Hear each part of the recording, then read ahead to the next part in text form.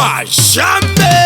Judgment yard, a favor. Judgment yard, Mwari wadane favor. Judgment yard, Ethaton, my God.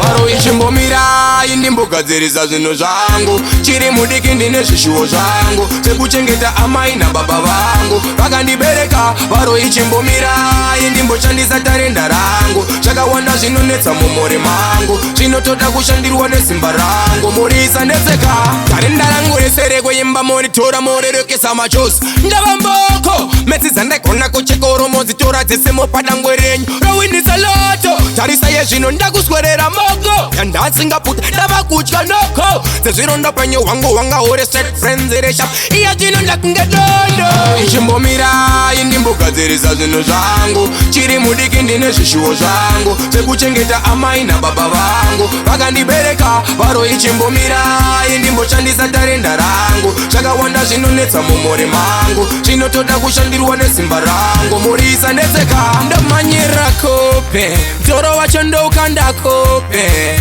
Handingamhanye kung'ang'a ndine matimoni, ndiri ndowedzerwa mamwe ndichiti ndapona, mamwe mawani acho 40 ndakurova gekwa kafope.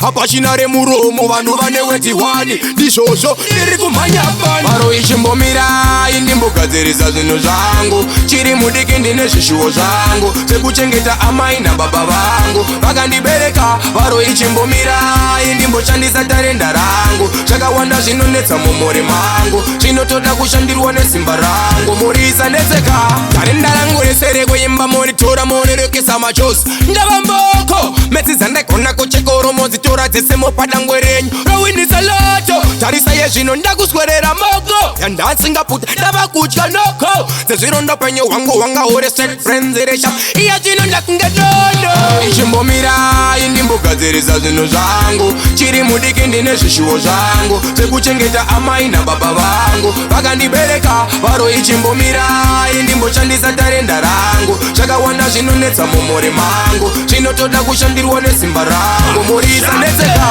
Judgment yard, flavor. Judgment yard, Mwari wadane favor. Judgment yard, Ethaton, mfana wangu blako, my God.